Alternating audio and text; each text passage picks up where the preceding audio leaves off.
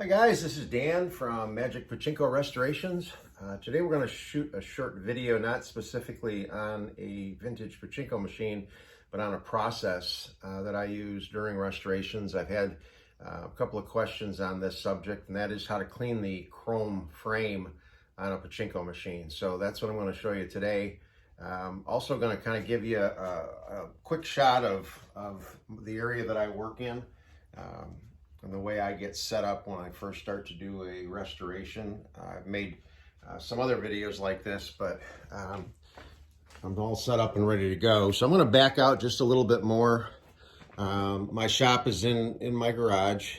Unfortunately, the garage is not heated or air conditioned, so the weather will affect what I do. But in this long shot, I've got a work table here. This bin is for the parts that are going to be cleaned, and this bin is just starting to collect the parts that I take off the machine. So that's right behind me when I work. I have an L-shaped work area. This bench runs the whole length, and that's a permanent bench.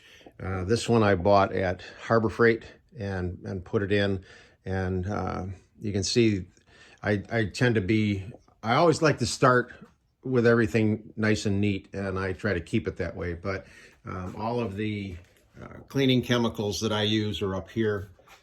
The tools that I will be using are here and behind me, and I know where everything is. It's just a matter of reaching. I could almost do it blindfolded. These are all screws and hardware and parts for the pachinkos and so on and so forth. This is my ultrasonic cleaner.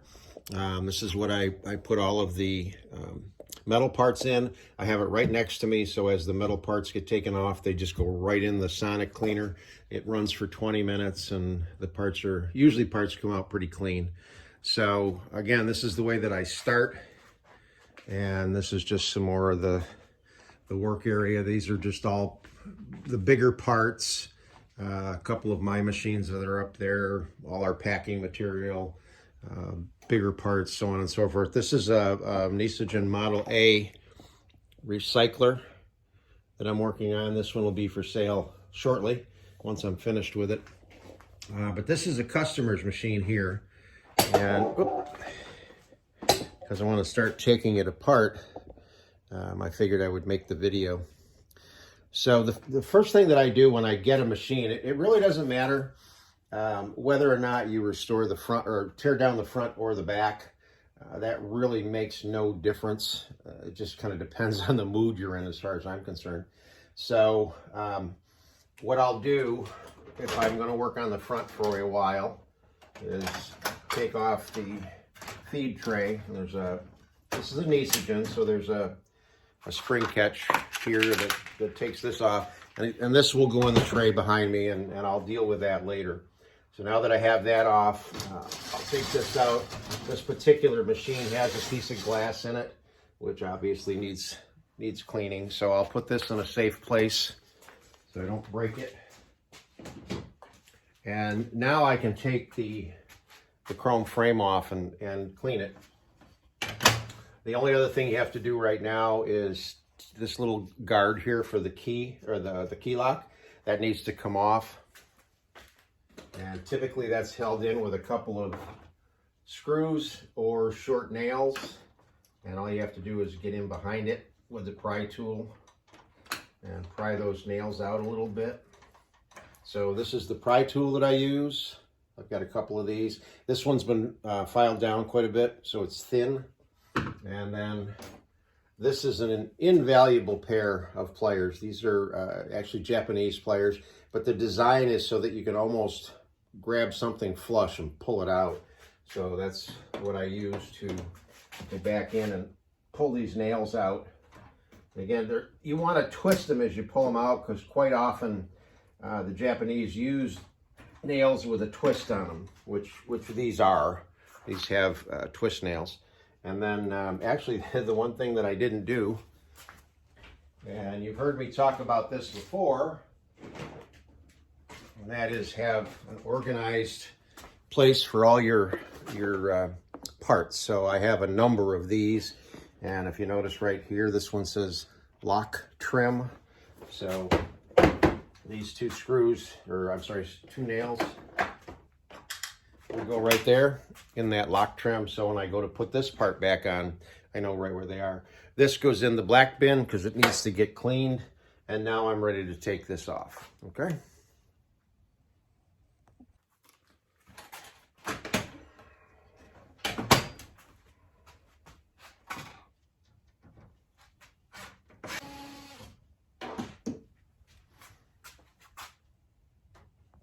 Okay, so now I've got all of the screws out of the frame. Most of the machines, this screw right here that goes through and helps hold the playfield on, or the backboard on, aren't as close to the chrome frame, and I don't think this one's interfering. I'll find out, but I don't think it is. I think there's a little cutout in the chrome. Now, depending on your machine, you're going to have some screws on the inside along the piano hinge.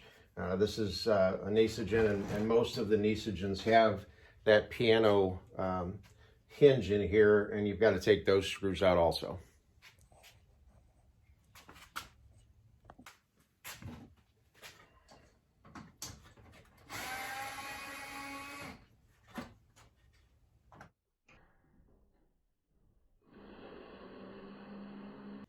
Okay, so this is now free to come out.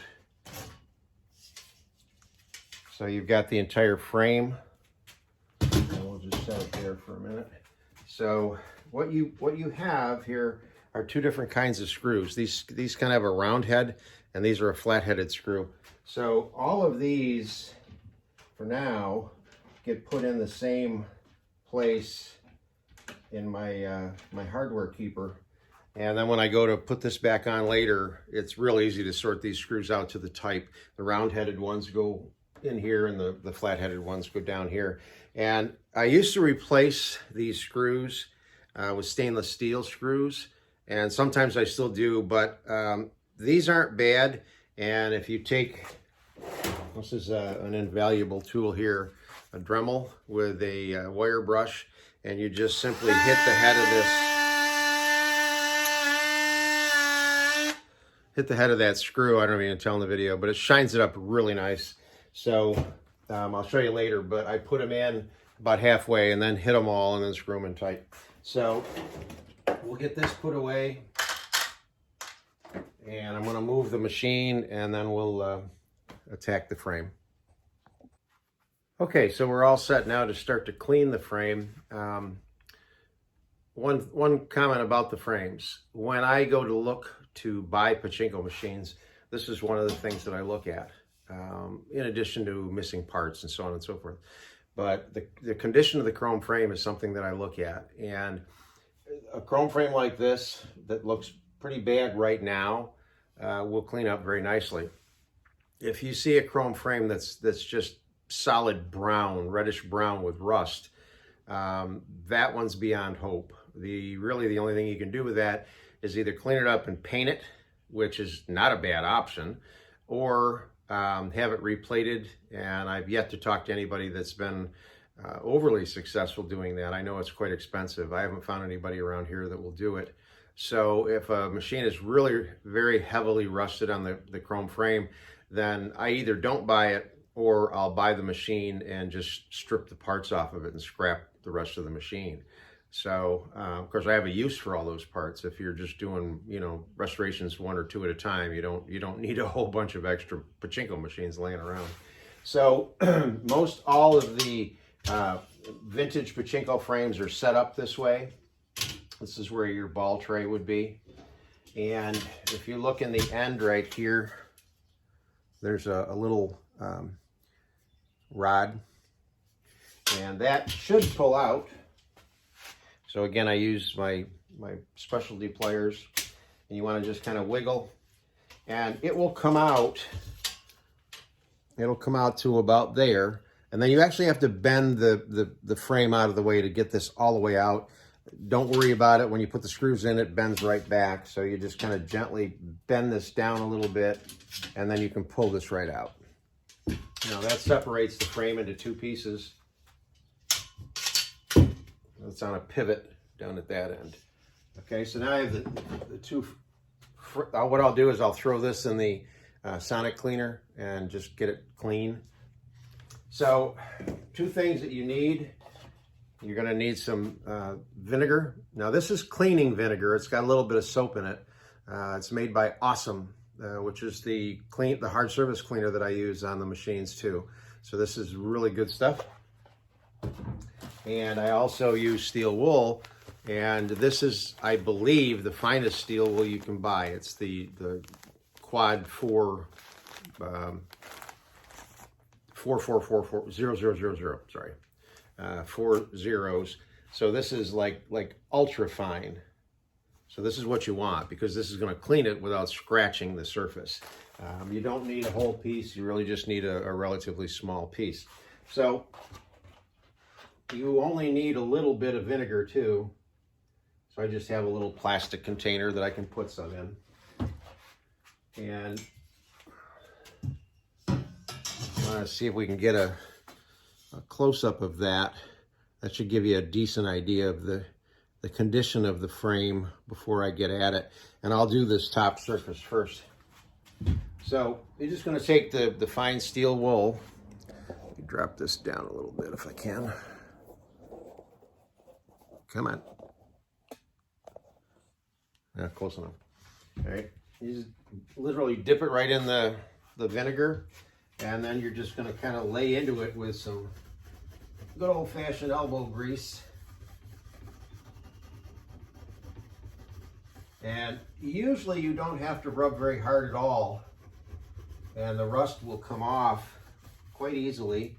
Again, it depends on how embedded or how far it's gone into the chrome. So that's pretty good. You want to take a paper towel.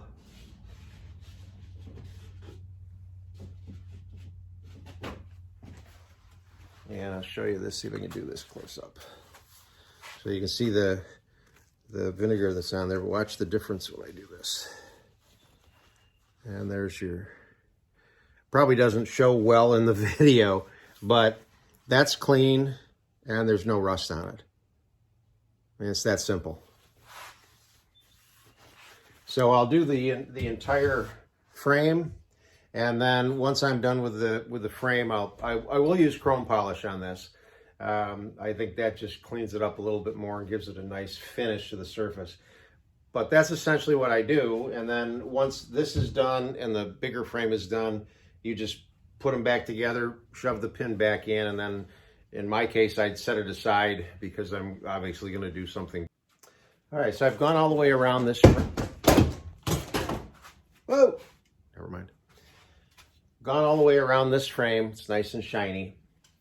Then what you need to do is there's a, what are we going to call this? The edge, I don't know. Double edge around. This is where the glass goes in, or plexiglass, okay? So usually those are rusted and they're full of dirt and debris. So again, I go back to my trusty Dremel tool, and you're just going to go in. I have to change the camera angle, guys. Hang on. Okay, that should be a little better. All right. So I take the Dremel tool and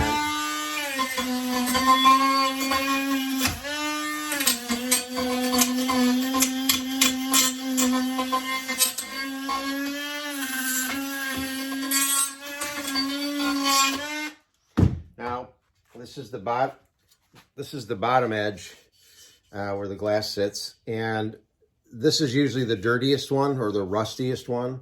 If you notice on this one, there's some of the companies that brought these in and tried to make them look good would spray a little silver paint in here.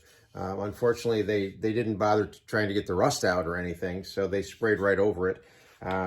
Pretty much what I do is I just look to see how it looks. I mean, if it doesn't look bad, I leave it alone. If it looks kind of ratty, then I'll go in and do a little more work to it.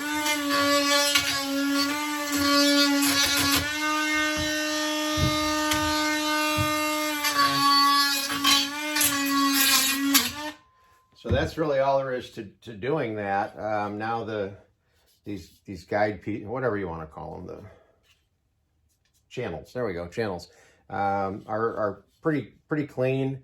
You can go in, just if you want to with your steel wool and vinegar and just get them a little nicer.